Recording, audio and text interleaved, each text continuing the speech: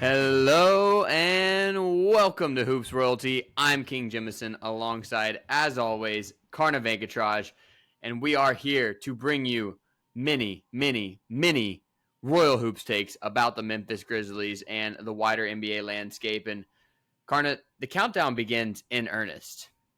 The Grizzlies have a regular season game in 9 days. The preseason hype is at unbelievable levels, given that this is a team whose best player is going to miss the first 25 games. But we're so excited about everything else that we're not even paying attention to that. But before we get into Ziaire the basketball, 25 games.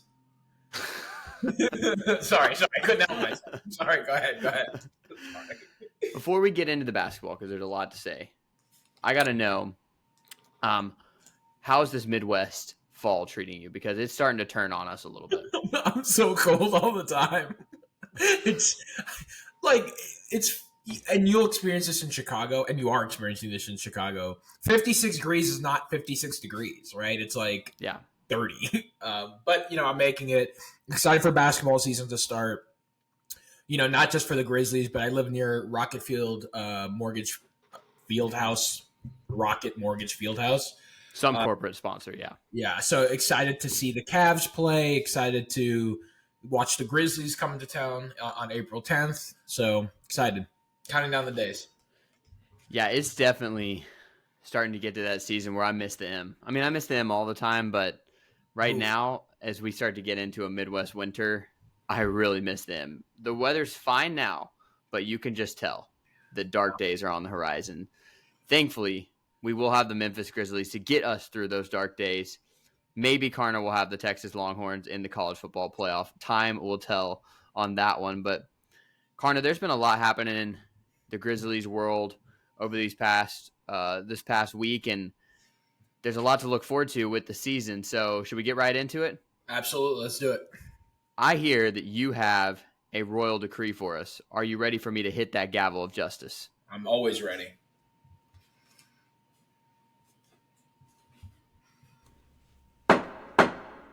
That's the gavel of justice. That means it is time for Karna Venkatraj's royal decree. Hit me with it. Ziaire Williams will have a positive WAR season. What that means is a wins above replacement. So if you're not familiar with the advanced stats, what that means is you take an average guy in the NBA and you measure how good a player might be above that average player. In the last 2 years, Ziaire Williams has a negative WAR, wins above replacement. My royal decree is that his improvement in the offseason, somewhat on the defensive side of the ball, but mostly on the offensive side of the ball, will yield his first positive WAR season, meaning that he has improved pretty drastically, but I'm kind of using an advanced stats rather than a points per game thing, which will also tell us that he's improved. More than minutes played, it will give us an encompassing stat to see how much Ziaire Williams has improved. So that's my royal decree. Ziaire Williams will improve such that he has a positive WAR season and a positive VORPS, which is above replacement players as well. Kind of a similar statistic. Basically, we've seen the improvement with the eye test. That will translate to an advanced stat showing us that Ziaire Williams is an improving player. Okay, to be honest, this might sound like kind of a soft royal decree, but this would be such a big deal if he is a positive wins above replacement player, because that has not been the case for Ziaire Williams, and he is literally the missing piece. So I got to give the full stamp of approval for your royal decree. Thank you very much, Karna. Thank you very much. That was what Grizzlies fans needed to hear, and it lines up with everything we've seen in the preseason. Ziaire Williams is playing really well. In the preseason, and I know this is on extremely low sample size, but still meaningful, he's shooting 50, 40, 90. 45% from three, to be more accurate. Okay, 50, 40, 80. He's only 4 or 5 from the free throw line, but, he's going to make the next 5. That'll be 90% in a heartbeat. But his shooting splits look good.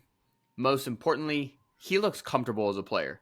We said it on the show last week that the game is slowed down for him and that he's more comfortable making plays for himself and others off the dribble. He's more comfortable attacking closeouts. We've seen some movement shooting from him in the last couple of games that's really encouraging. This shows that maybe he's not just going to be the stand in the corner guy. Maybe he can be a wing threat from three as well. I love what we've seen from Ziaire Williams, and I do think that his offensive improvements, along with a 6'10 athletic frame that'll help him on defense, means he can get to your royal decree. He can be a positive player. I'm excited for him.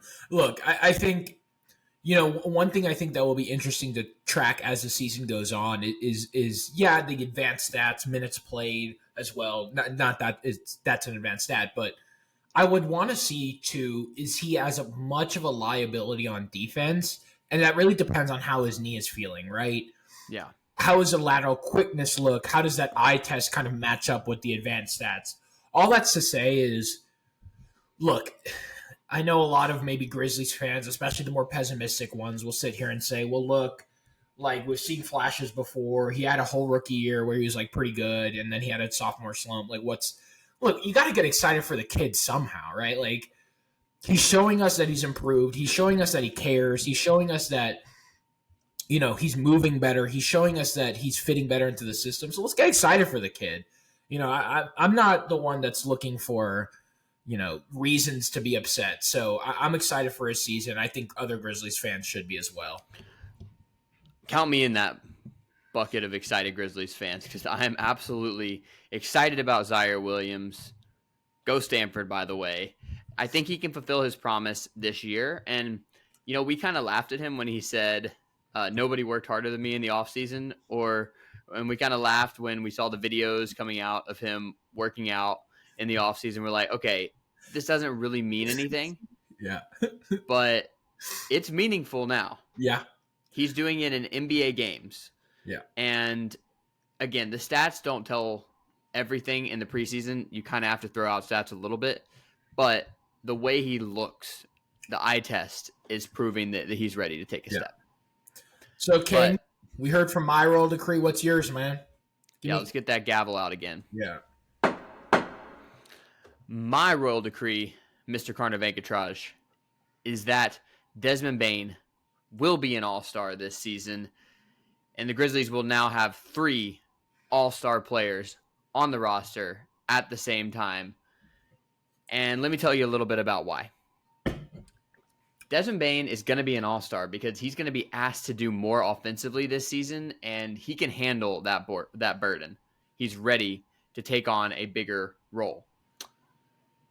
Last year, Desmond Bane only got 3.4 possessions per game as a pick-and-roll ball handler, but he scored in the 69th percentile on those possessions. In other words, he can handle those creation pick-and-roll opportunities. Meanwhile, John Morant had the highest number of pick-and-roll ball handling possessions per game in the entire league. Ja did it almost 13 times per game. So if you redistribute some of those pick-and-roll opportunities and give them to Desmond Bane, that is naturally going to lead to more points, more assists. And frankly, I think he can do it almost as efficiently as John Morant. His pick-and-roll game is going to look different. Desmond Bane is going to maybe do more mid-range pull-ups. He's going to use that screen to free himself for an open 3 at the top of the key. He's going to do the downhill Dez and finish with his right hand on what looks like a low percentage shot, but somehow he kisses it off the glass perfectly every time. It's not going to be going in and dunking on people because, Desmond Bane got a breakaway in one of the recent preseason games, and he still didn't dunk it. He's a low air player, but he's also a low miss player if we're talking about shooting. And I think he's going to fill it up in the pick and roll. I also think we're going to see him get more plays coming off the screen. Last year, he only had 2 possessions per game of coming off a screen. Klay Thompson, for context, got 6. I would love to see the Grizzlies build more of their offense around Desmond Bane, get him more opportunities to run off a screen for an open 3. And then you're also going to see a lot of transition opportunities and a lot of handoff opportunities for Desmond Bane, both of which he was already top 10 in the league in frequency last year. And I think those numbers are going to stay right there. When you augment the handoffs and the transition with more pick and roll and more shooting off screens, it's going to be a big offensive season for Desmond Bane. It's going to be an all-star season for Desmond Bane. I co-sign that. I wanted to talk to. Let me ask you a question, King. What was Desmond Bane's best season? Do you think it was last season? I think it was. Okay. There are parts of his game that just didn't look as good after the toe injury. Yeah. He certainly wasn't able to create the same amount of space for his jumper, but I think we were maybe more enchanted by his breakout in his sophomore season. He was a much more well-rounded player, though, in his third season. Yeah, and I'm glad you said that. His offensive load, which is a metric that basically talks about his creation potential or creation from historical data, was the highest it's ever been. So you can almost extrapolate from that data and say the Grizzlies front office asked him to do more. And not only did all of his stats improve, true shooting percentage, and just the counting stats as well, but he was a more efficient scorer. He was asked to do more. He met the challenge. And I completely agree with this. From an advanced stats, it makes perspective. From a just eye test on the court, it makes sense. I'm ready for Desmond Bane to take that next step. So I did a little legwork on your roll decree because I was interested. Thank you, sir. Appreciate it. I comped Desmond Bane to Bradley Beal, right? They are asked to do different things. But if you look at portability, which is a metric that measures how well Desmond Bane would fit with just 4 random players in the NBA, comparing that, he's in the 98th percentile right now. That means that Desmond Bane not only shines in the Grizzlies system, but has developed the skills out on the court through hard work to be successful in almost every other system as well. Bradley Beal's only at 75. True shot percentage for Desmond Bane, 60.6%. Basically, he outperforms Bradley Beal on almost every single metric except creation, right? So what all that's to say is that I believe Desmond Bane will have one just as good as, if not a better season than Bradley Beal from an advanced stats perspective. And I agree with King's taste. I just hope that voters and the media see that what we see in Desmond Bane. That's always been the challenge for the Memphis Grizzlies team. You know, John Morant is out there in your face and really flamboyant and becoming the face of the league. Desmond Bane just isn't that guy, but he's such an effective and efficient basketball player and, you know, a real hallmark guard in the West. I hope he gets his chance. I hope he doesn't fly under the radar like we've seen other Grizzlies players in the past kind of fly under the radar. Mike Conley, for example. Yeah. So I hope he doesn't fall into that trap. From an advanced stat perspective, I love Desmond Bane, and more people in the NBA should get to know his game and vote him into the NBA All-Star game. And by the way, it's not just the advanced stats. I mean, Desmond Bane is in the top 10 in the league in scoring per game right now in the preseason, and he's doing it in very limited minutes, averaging 21 points per game in 24.7 minutes per game. So if we bump that up, which would be irresponsible to do a direct correlation, but we bump that up to the 36 minutes per game he played last year in the regular season, it's going to be a pretty gaudy scoring season for Desmond Bane. Also, I expect to see more assists from him. Last year, he averaged about the same number of assists as he's averaging this preseason, but again, in significantly more minutes. And so I think you're going to see him average around 4 to 5 assists per game this season. He's averaging 4 assists per game in the preseason, but again, that's in 25 minutes per game. So if you see that average go to 5 in the regular season, I wouldn't be surprised. Could Desmond Bane average 25, 5, and 5? I think so. Yeah. Particularly why John Morant is out. I could definitely see it. And then one thing I also did was I comped him to Shai Gilgeous-Alexander as like a high-end comp. We think of SGA as this next-gen guard. Again, Desmond Bane performs really, really well next to SGA. Obviously, SGA has the edge as like a slightly better guard, if we're just being honest. Yeah. From a versatility perspective. But again, you know, he's right on track for true shooting percentage, for shot quality, for efficiency stats. Look, this guy is improving every single year. He has the right mentality. it's going to be a hallmark year for Desmond Bane from an advanced stats perspective, from an eye test perspective, from getting the Grizzlies falling to playoffs perspective.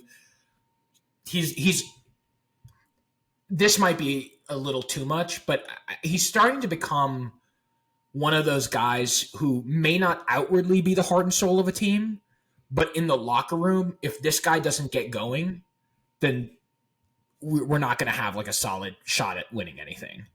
And the person I compare him to is some of those Rockets teams with James Harden. James Harden was clearly the star, and if he didn't score, we were not going to do well. But guys like Eric Gordon, right? Yeah. Those role players, not saying Desmond Bane's is a certified star, so it's a little different. But if Eric Gordon was hitting 4 or 5 threes a game and scoring efficiently, we didn't have a hope of winning. So I think Desmond Bane is going to be a really important role player, or rather star, alongside Ja Morant. But the efficiency stats are improving, and I'm excited to see what happens this season. Desmond Bane needs to get 10 threes up per game, please. And no one stands to benefit, statistically speaking, more from Ja Morant's suspension. And I think that is a good segue to our News of the Realm segment. And for that, we need those trumpets. In the News of the Realm segment, we discuss the biggest news surrounding the Grizzlies and the NBA. This week, we unfortunately have a little bit of bad news for the Grizzlies to discuss, and that is something we kind of already knew, but Ja Morant's suspension will not be reduced. Joe Dumars in the NBA discipline office came out and basically said, the 25 games is the 25 games. CBS Sports and The Athletic both carried his full quote, so I'm not going to read them all here, but suffice it to say, he wants the best for Ja Morant. They're very happy that Ja is going to be practicing and traveling with the team. They think that's what's going to help him truly grow. But the 25 games is going to stand, at least as of now. On the flip side, it does look like Ja will be ready to come back on that 26th game. So Grizzlies fans who want to make the trip down to New Orleans, December 19th, I don't think it's just a date that's been teased and dangled in front of us by the NBA. I think that's really when Ja Morant is going to come back. I believe he will fulfill any of the requirements the league is asking him to, because he is overall being a model citizen and being quiet, but also showing that he's ready to make some major changes. Now, Karna, there's also the little factor of other suspensions that are happening at the same time as Ja's that aren't really vibing with me. Do you want to get into those other suspensions a little bit? Yeah, I mean, Miles Bridges was going to be suspended for 10 games this season. I'm guessing this is going to increase pretty drastically. Josh Primo suspended 4 games. Look, is it consistent? I think we can both agree probably not, right? Ja Morant getting the largest suspension made was in NBA history, right? For 25 games, like outside of Gilbert, right? Gilbert had like 80. I don't know. All this to say, I believe there were some longer ones for PEDs as well. Oh yeah, okay. Well, all right. All that's to say is you're right. This is the notes say that this is not necessarily a consistent approach to discipline from the league. It's clearly a move to protect the shield in a lot of ways. Ja Morant was on his way to being the face of the league in a city that had never had a face of the league, right? In a city that has been ravaged by gun violence. Mm-hmm. The league made a conscious decision to say, this is not okay from one of our star players.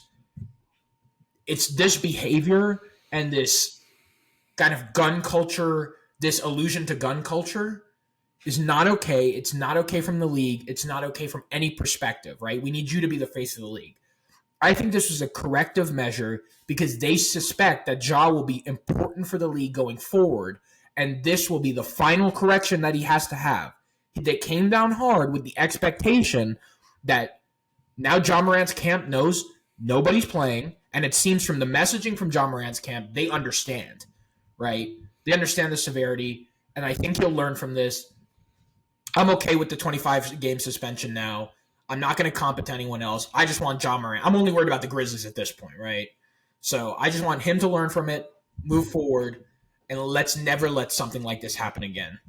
Let's not create a story, of what could have been a 30 for 35 years from or 10 years from now that King and I are watching, sobbing to because Ja Morant messed up what could be a dynasty. Let's take this pivotal moment and actually create the Grizzlies dynasty. That's my only message for Ja Morant. Listen, I hear what you're saying, and I agree. It's not Ja's suspension that's bothering me right now. It's the fact that these other suspensions, which are the league telling you what they value from the league office, the suspension that they deliver to a player is communicating to you what kind of behavior they see as detestable and that the league needs to be rid of. And I get it that Miles Bridges was actually suspended for 30 games, technically, but was only going to serve 10 games in this season. But guess what? Now it's going to be much, much longer because he threw billiards balls through his ex-girlfriend's car while their children were in there. He shouldn't be playing in the NBA, in my opinion. No, he should be done. He should be done. Why are we going with a 30-game suspension before that point? The data was already there to tell you that this guy needed to be out of the league. And if he was going to return this season prior to this second incident with the billiards balls that has him actually currently facing an arrest, even before that, the suspension needed to be longer to say, okay, if we're going to give Ja Morant 25 games for something that wasn't illegal, that is just a bad example, then we need to give Miles Bridges something a whole lot bigger to prove that actual violence, particularly violence against women, is something that has no place in our league. Absolutely. Instead, they gave them basically equivalent suspensions, and now Miles Bridges is back in the headlines for the worst reasons. I would assume he's never coming back in the league. I think this is two very serious strikes, and you're out. But either way, I don't like the messaging. Same thing for Primo. Primo's not currently on any team. Okay, so I guess the NBA feels like the suspension's been delivered in the sense that nobody wants to sign him. However, giving him just 4 games, that being the league's discipline for indecently exposing himself, allegedly 9 times, to a clinical psychologist who worked for the Spurs, that is horrific conduct. And again, the league has an opportunity to send a message there too. They give 4 games. Ja Morant got 25. So imaging is everything. The league is showing that because Ja's case is more public, they're going to come down harder. But what that's telling me is that they care more about keeping a clean image than actually delivering fair discipline. Yeah, but I don't think this is not just the NBA. I think it's any sort of corporation or business would do the same thing. Yeah. So I don't fault them. Sorry, it is despicable the way that Miles Bridges acted and Josh Primo acted, and they should never play in the NBA again. I would be fine not seeing them ever pick up a basketball. I don't really care. At least in Bridges' case. I mean, Primo, yeah. I think, if he gets a second chance well down the line, I think that's different. We need to believe in second chances, but yeah, Bridges had his second chance. Bro, trust me, yeah. But and we see other cases like this in the NBA. I don't fault the NBA. I think it's inconsistent. I think it's unfair. I think it's not right. I don't fault the NBA from acting differently than any other multinational organization looking to clean up its image. I don't have the expectation that the NBA is some arbiter of justice in the world, right? Yeah. So my argument is Ja's going to get the suspension. He's going to have to serve it in a vacuum. Yeah. I'm only focused on the culture of our team. And that's what I concern myself with. The Charlotte Hornets are a dumpster fire. Yeah. They just are. The Spurs run a pretty clean organization. I think we all... Yeah, and they got rid of Josh Primo. And they got rid of Josh Primo, yeah. Yeah. I think what they did was a little bit more we are internally going to handle this situation. And I'm sure something like that was communicated with the league where they were You can give him whatever you want. He will never put on a Spurs jersey again, which is absolutely the right move. And I hope, look, what Ja did was dumb and boneheaded, but it didn't hurt anybody, right? It could have, but it didn't. It didn't hurt anybody. It was a victimless crime. He made a stupid mistake, and he made it again, like a lot of young people do. We deal with, as former teachers, we deal with kids. We've seen kids make the same mistake 2, 3, 4, 5 times. We've seen adults make the same mistake 2, 3, 4, 5 times. I hope this will be Ja Morant's last, and I think it will be based off the accountability. And just based off conversations that T is having with other kids, I think this will be the last. I wish Ja would stop sending stuff on Twitter generally, but Fair. that's not my business. So my argument is Ja will learn from this suspension. He's the only one I'm worried about in this situation. Let's keep it pushing. Let's not look to the NBA to decide our moral code.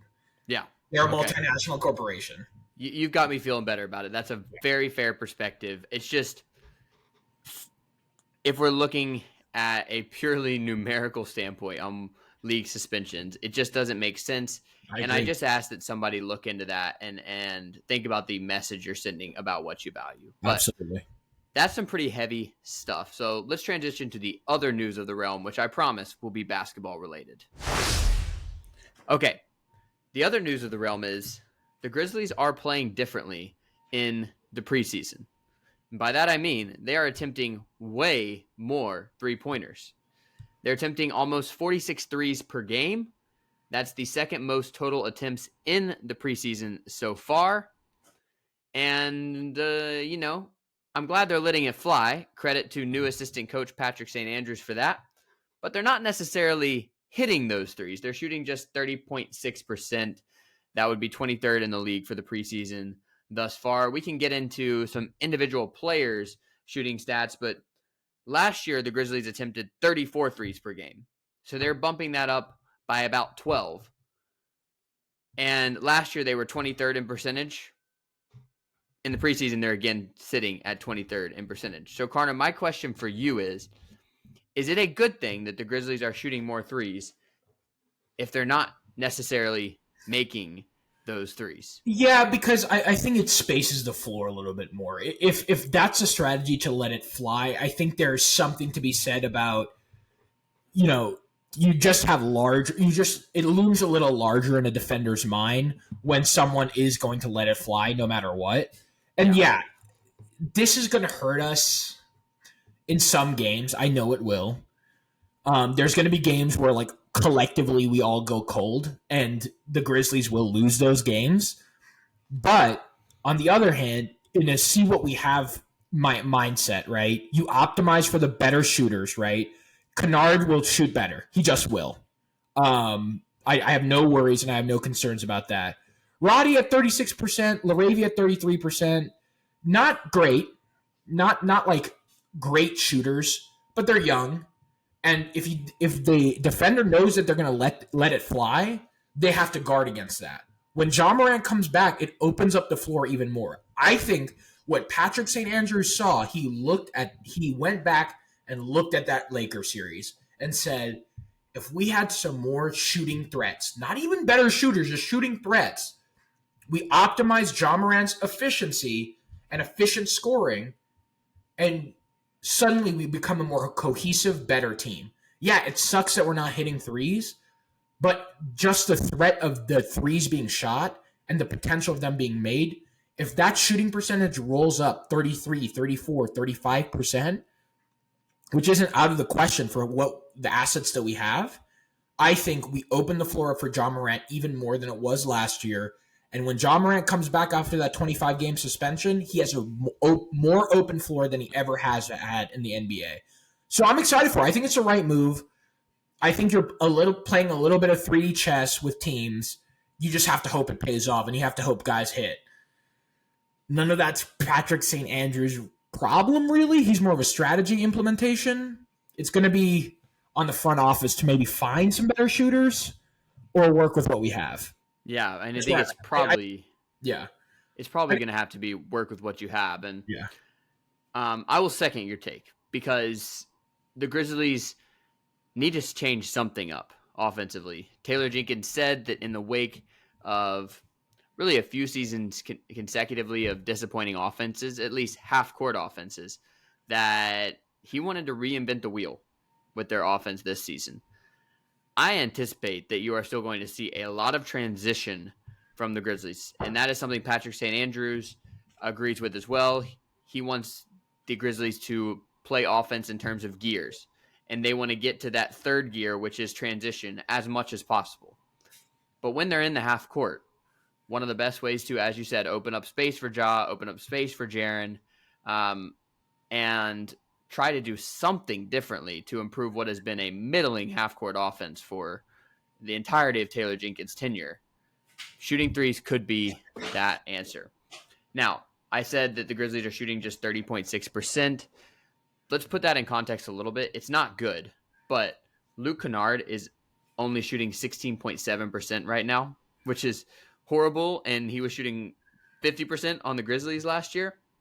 And so, I expect that number to go up significantly. That will help the Grizzlies average. Also, you've got a lot of players playing minutes right now who won't see the floor outside of garbage time in the regular season. They're jacking up threes and not making them for the most part. That's bringing down the average as well. I just looked at Jaren, Desmond, and Ziaire. Those three combined are shooting 43% on over 6 combined makes per game. Okay, so those three matter as much as anybody in terms of your three-point shooting. David Roddy doing pretty well currently, shooting 36%. Jake LaRavia and Santi Aldama were the ones who I think will be in the rotation who worried me a little bit. With LaRavia at 33%, okay, but he's supposed to be a shooter, and that just still is not panning out at volume. And Santi, one of the great values he adds is being a spacing big. He's shooting just 22% right now. That is worrisome to me because you need those guys to hit threes if they're going to see the floor. But all that to say, it's a good strategy, particularly while Ja Morant is out. This can be how the Grizzlies buoy their offense. I want to ask you a short question real quick. Yeah. Do you think that some of this shooting dip from Santi is because he's asked to do different things in St. Andrew's offense? Or do you think it's just – same with Luke. Do you think it's like he's asked to shoot from maybe a different angle or maybe in transition? I'm not saying he is. I'm just saying, do you think it's something like that that's precipitating a drop in three-point percentage? As I understand it, this system actually should be better for Santi Aldama specifically because they're going to play 5 out more often. Yeah. And I don't know what that's going to do to Steven Adams other than what we described in the last episode, which is he's going to have an opportunity to set more screens to free shooters. But, I mean, he made a 3 in the open practice. I don't think that it would be a good thing at all for him to start jacking up threes in the regular season. But for Santi Aldama, that opens up an opportunity that they're really going to play to the strengths of a spacing big. I expect he's going to start hitting shots. It's just something to monitor. His shooting was streaky last year. By the end of the season, it was pretty reliable. He was among the team's best three-point shooters. It's just there were also stretches where he couldn't hit the broadside of a barn, and that made him almost unplayable offensively. So we'll see if this is just a little preseason blip. But one stat that does worry me, completely separate from the shooting. Connor, what has happened to the Grizzlies rebounding? They are getting consistently dominated on the boards. They surrendered a very high 34% offensive rebounding rate to the Pacers, very high 30% offensive rebounding rate to the Bucks, pretty high 27% to the Heat. And meanwhile, they're only rebounding 24, 23, and 21% of their own misses. All that to say, rebounding rate tells you a lot more than actual rebounding totals. Okay, that doesn't really matter because if one team's missing a lot more shots, then the other team's going to get more rebounds. But rebounding rate is telling you how good is a team actually at rebounding. And that picture is not pretty for the Grizzlies right now. Is there something wrong with their rebounding, or is this just going to course correct during the season? This is my concern. Like if I was looking at any stat, this would be my bigger concern. Maybe more than 3-point shooting, because our core guards are below average in rebounding too. Like Marcus Smart is a great defensive guard, great perimeter defender, probably generational for this era of the NBA, but he's a below average rebounder from a advanced stat perspective. That concerns me. Ja Morant, I don't think has been a good offensive rebounder. So our guards are below average in rebounding. Mm-hmm. If you combine that with this new strategy to jack up 3-pointers, long shot, long rebound, holding that true, which isn't always true, but holding that true for now, we are asking our guards to do a little bit more rebounding, which right now they do not have the physicality or capability to do. So I'm a little concerned about this. Maybe Brandon. Do we have an ETA on Brandon Clark's Achilles injury? Because it sounds like he had a second surgery. Yeah. Zach Kleiman alluded to that. I don't think you can expect him back this season. I don't think so either, which is a huge, huge hole in our rebounding as well. Yeah. Even Adams can't do it all against a team like the Lakers, like we saw last year, that is really adept at gang rebounding and is really adept at signing good rebounders. I'm a little concerned. I think this will be a huge, huge hole that St. Andrews, Taylor Jenkins will need to figure out from the X's and O perspective, and the front office will have to figure out from a player personnel perspective. I'm worried about it. I won't lie. I really don't have a solution there because our player personnel, it is what it is, and it's hard to teach or work on rebounding mid-season. So it's just maybe something. Don't miss shots, I guess. The Grizzlies rebounding has been something like this ever since Steven Adams' injury. That's trash. Okay? It's been trash since Steven Adams got hurt against the Suns way back in January. But here's why I'm not that concerned about the rebounding over the course of the year, even though it was me who brought up this stat. Steven Adams is going to play. Okay? And so far, he's only appeared in 2 preseason games for about 12 minutes each game. So barely had a chance to make an impact on the court. And yet, even still, he is among the Grizzlies' leading rebounders for the preseason, at least on a per-game basis. So with all that in mind, I don't like that the Grizzlies' entire team-building strategy around rebounding is, thank God we have Steven. I don't think that's a super sustainable strategy, but if he's healthy, I'm still not worried about the Grizzlies rebounding. The problem last year was you were missing both Steven and Brandon Clark, probably your 2 best rebounders on the entire team, and they just had no way to account for that. Your point is well taken. One of the Grizzlies' team-building problems, and they don't have many, but one of them is Ja Morant, Desmond Bane, Jaren Jackson Jr., your 3 core players, your 3 all-stars, if my royal decree is correct. None of them are plus rebounders. I mean, we already know about Jaren.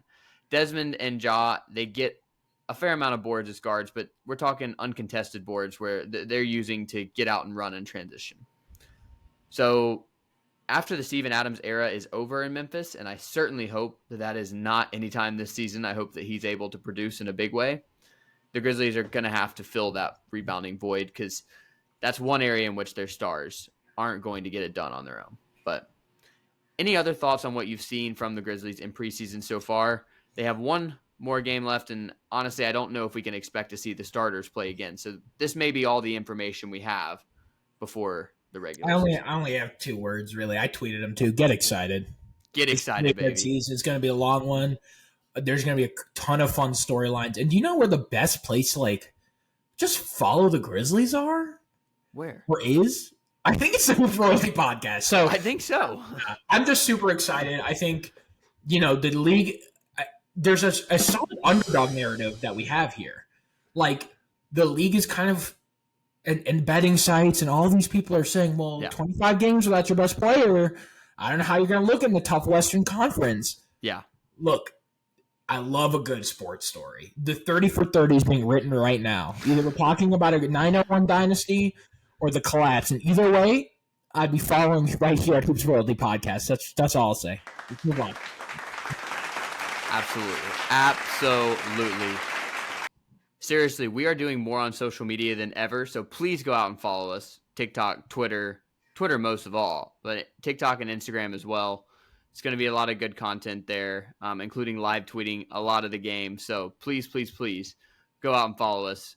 Karna's not kidding. This is the best place to get those Royal Hoops takes and to learn about your Memphis Grizzlies. But we do have one more segment for today's show. That will be the Royal Court. And for that, we need to hear that beautiful basketball. When you hear the ball, you know you're on that Royal Court, and you don't just roll the balls out on this Royal Court. You know you're going to be in for a slugfest between two great basketball minds. Today, these two great basketball minds are going to bring you some prop bets for the season, or just general betting strategies from a player perspective. How can you take your Grizzlies fandom and Grizzlies knowledge and earn a little cash, have a little fun doing it? Karna, I'll let you go first. What is your betting strategy in terms of player props this season? This is what I'm going to say. I think the league will undervalue Ziaire Williams. I'm going to keep this really short. I think the league will undervalue Ziaire Williams. I sure hope everybody's paying attention because that is a fantastic betting strategy. I will be using that on my own. Karna, you may not be a betting man, but I will be profiting off that strategy. I do agree that Ziaire is going to be undervalued. And when you see the opportunity to capitalize, and I believe he should be listed in terms of player over-under points for most games, take it. And I'm not even going to say just against bad defensive teams. I'm going to say pretty much any time in these first 10 games, if Ziaire is doing what he has been doing in the preseason, he is going to outperform expectations. Like, I cannot tell you the numbers, but I would expect that his over-under is going to be set at something like 9.5 points. Take the over. He's going to get opportunities, and if his shooting splits from the preseason are any indication, he's going to take advantage of those opportunities. So I love that strategy. My strategy is also simple, and it also has to do with opportunities. Over on Jaren and Desmond points while Ja Morant is out. And I'm not going to say take both of them on every single game because obviously the numbers are going to course correct. But these numbers are going to be based on their averages from last year. They're going to be based on what Vegas thinks about Jaren Jackson Jr. and Desmond Bane. But what we know as Grizzlies fans is that these guys are better than really anybody around the country knows. And they're going to have to carry a much heavier load. I would also look at betting over on Desmond Bane assists in the first 25 games because he's going to have a lot of playmaking opportunities. Last year, I took this quite a few times. He would be at 3.5, 4.5 assists per game. That would be his mark. Even if this year it's at 5.5 assists per game, take that over because he's going to have 6 or 7 quite frequently, if not averaging that in the first 25 games without Ja Morant. One season-long prop bet to look out for. If you want to take a flyer on either one of those two guys, Tripp or Bane, to make All-NBA, you can get some pretty good odds. Plus 2,500 for Desmond Bane, plus 3,500 for Jaren Jackson Jr. So you really just have to sprinkle a little bit for a big payday. It's going to be a tight competition. The West is loaded. But Damian Lillard just left the Western Conference. There's room for a guard on those All-NBA teams. And if he really breaks out, we know Ja Morant's not even eligible for this award, but if Desmond Bane really breaks out, he could be one of those guards. Jaren Jackson Jr., again, tons of competition at the forward spot, but people know him as a defender. If he shows people what he can do offensively too, he might get some love for those All-NBA teams as well. Karna, any thoughts on those Jaren and Desmond bets? I love it. I think it's a really smart bet. I think there's some duration things that we can do with the season long and the game by game. Love it. King, proving that you're a great basketball mind, man. Love it. Absolutely love it. Well, most of all, we just can't wait to watch Grizzlies basketball. And No, Grizzlies, man. Just have some fun. Like, yeah. even if it's in your mind, just bet on the Grizzlies and listen to this podcast because we love the Grizzlies. We love Memphis. We love the Grizzlies. And we're so excited to see if we're going to bring a ring or some hardware back this year. I'm so pumped. So the real question is, Karna, should the parade start on Beal or finish on Beal? Dude, it should start on Get Well, dude. Hey, yeah. Sorry, Get Well's where I taught. I could start wherever. I don't care as long as I'm there. It doesn't really matter. But yeah, a little ending on Beal would be, woo, it'd be so fun. Be lit. Yeah. We need it like we need air, okay? We're not going to go so far as to place that bet, but do go back to our last episode to check out some season-long Grizzlies team total bets that I think you're going to like, and we're all about them. But, Karna, any other thoughts before we wrap up our second-to-last preseason episode? 3 words, get excited. Get excited, baby. That's the theme of this episode. But we will be back a week from today on Monday, and then we will have an instant reaction to the Grizzlies' first game on Wednesday, October 25th, about 9 days from now against the Pelicans. That should be ready for you on your Thursday morning commute. So get our thoughts on what will hopefully be a big Grizzlies opening night win. But please, if you're listening to this, thank you so much. And go out, like and subscribe on YouTube. 5-star reviews, nice comments, wherever you listen to this podcast. Really want to grow the show in this coming season. Tell your friends. Tell any Grizzlies fan you know. Tell any Grizzlies hater you know. We welcome them one and all because we got some Royal Hoops takes here at Hoops Royalty. I'm King Jemison alongside, as always, Karna Venkatraj. Have a wonderful last days of your off season.